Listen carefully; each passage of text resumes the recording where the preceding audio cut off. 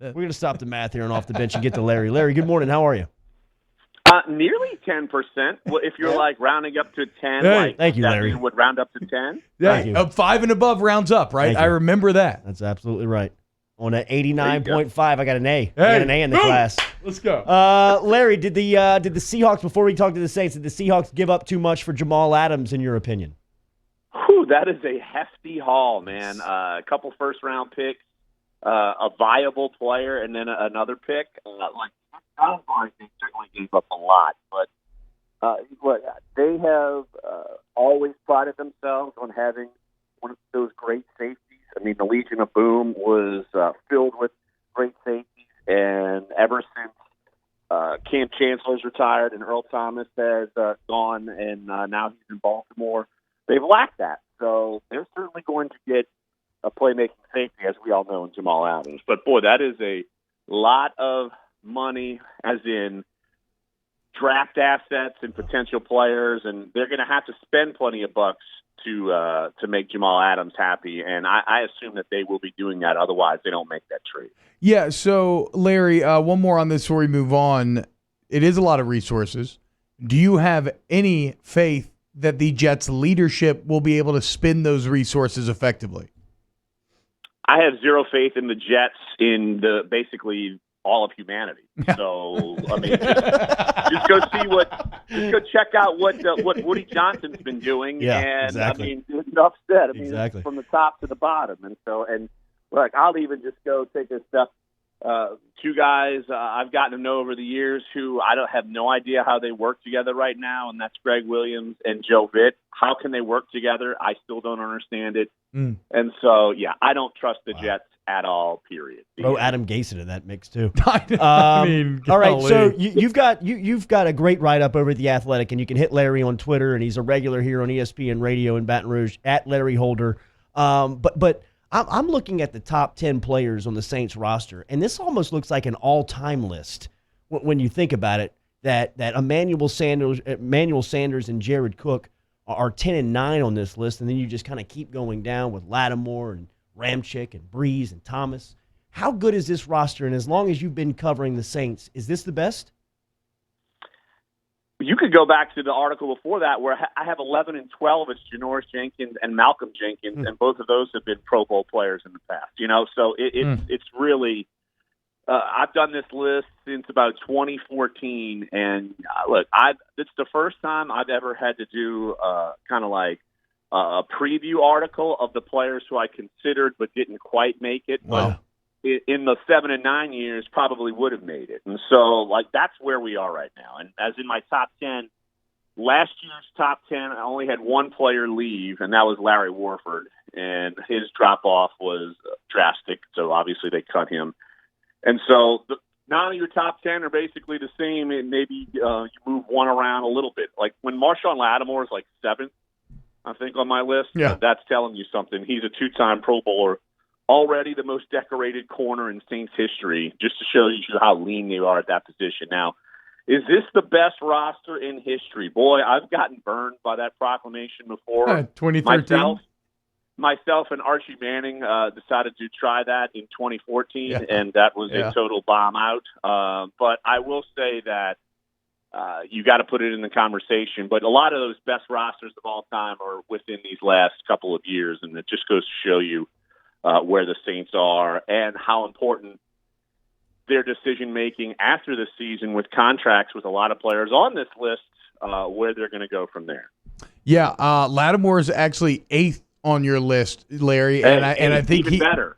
and then I think he just checked in at what, like 73 or somewhere around there in the NFL's top 100 players. So yeah, if that doesn't give you some perspective on the Saints roster, I don't know what will. Talk to Larry Holder. So we kind of mirrored you. We used your article as a framework for some conversations that we had on OTBOT last week. And our top 5, we all had the same players. They were just slightly different ordered. I wanted to get the idea behind having Drew Brees number 1. Because on my list, I think I had him at 2 behind Thomas just because, I view Brees as obviously the engine behind everything. But I don't know if he's a consensus top 5 quarterback right now. If you just talk about everybody around the league talking, Mike Thomas is a consensus top 3 wide receiver.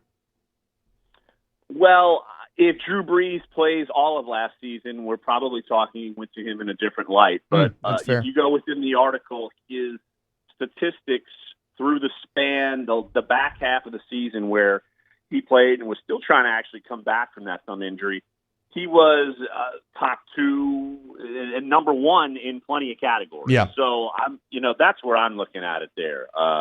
And Drew Brees, look, we've had the conversation.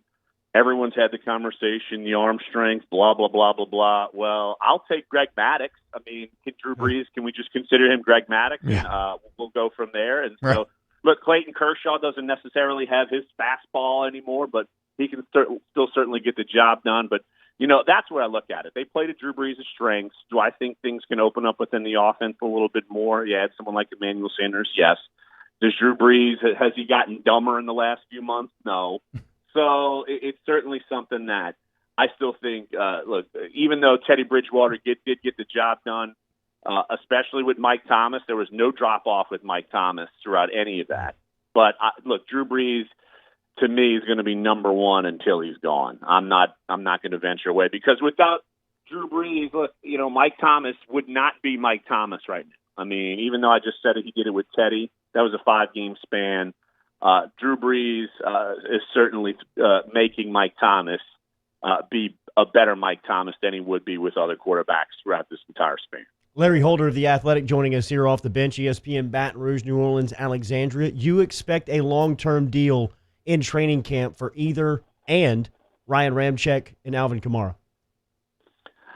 I'm not going to say that I expect it, but it wouldn't shock me just given how they've done contracts in the past. Like Mike Thomas got his deal done then, even a little bit before that, Teron Armstead, and those were deals where they were going into year 4 of their rookie contract. They have some space to do it. And I would look maybe more toward Kamara just because it's more pressing. He's going into the last year of his deal. You do have 2 years left on a Lattimore and a Ramczyk. And so I would look more toward Kamara, and I did an in-depth piece on Kamara and how he compares to those top backs. You can go check that out at The Athletic as well. And I think he's going to have to be a top 5 paid running back. And I'm just talking maybe a tick below Christian McCaffrey and Zeke Elliott, and people are screaming from the rooftops, "What are you talking about?" Blah, blah. It's almost like people watched last year and said, Kamara stinks. He's never going to be any good anymore. Yeah. Like, I don't think that's the way the Saints view it. Personally, I don't think that's the way I view it. I know he was banged up. The offensive line struggled more than people thought from last year. The numbers show it. Another plug to a story I have on The Athletic. And so I think Kamara can be that guy, but I understand the Saints' hesitation in really diving all in. So it's really kind of a dicey situation if they want to dive in now or wait, and there's a risk-reward on either side of doing that. His game is so unique, right? I mean, he's got the speed to get outside. He's got the power to run inside. He can catch it. He's so great after the catch with the ball in his hand. But when you look at his offseason, he looks different physically. I saw a piece of media come out from Dr. Reef last week, and Larry, he looks thick with a couple of C's on the end of that. Do you expect his game to change at all? Well, I don't think he's going to become Derrick Henry or like Ron Dane or anybody, but you look at him, he definitely looks like he bulked up, and I think that's something he's going to have to gauge because, look, he knows he's going to be more of an every down back. He's not going to be 30 carries a game. I mean, that's not the way the NFL rolls unless you're with a couple players. But he knows his body needs to be a little bit more able to absorb a hit as opposed to shed a hit, which is like a natural thing for him. And so that's probably the reasoning behind that. But I don't expect that his agility and his movement will be hindered by that, just because if it would have, he probably wouldn't have done that. But yeah, look, I think he has looked like he's bulked up a little bit, and he knows it's an important year for him and the Saints. And so, look, he's determined. He's not some guy who's going to be undetermined to play this year. He has plenty of motivation to have a great season this year. And it looks like that season's going to happen as the NFL and NFLPA reach an agreement, Larry. Some interesting things to note to the roster by August 16th. Got to be down to 80 unless you're doing split practices. With all the new dates and no preseason games and everything, you're someone who covers this team so closely. What are your big takeaways into how it affects the New Orleans Saints? It's not going to affect the veterans on the roster. They're a team who you look around the league would be most apt to absorb the condensed training camp schedule, where a lot of it's going to be conditioning at first, and then you get like OTA practices for, let's say, a week, and then you don't jump into training camp padded practice until like mid-August. So I think as a whole, as a team, I think they'll be able to absorb this just fine. Obviously, you look at undrafted rookies and veteran players who are kind of on the cusp. They lose out opportunities with no preseason games. A lot of, say, special teamers make the roster that way. But look, I think someone who really misses out on this is Jameis Winston. He may never touch the field for the Saints, like in a game scenario, ever. Maybe he does in garbage time, takes a knee, but you don't want him playing in the regular season because that means Drew Brees is injured. And so this is a bad situation for him personally, because he's not going to be able to have as much on-field time learning an offense and then kind of proving that he has improved, if he has improved, in fact. And so I think this hurts him going forward as far as trying to kind of reclaim his starting prowess in the NFL.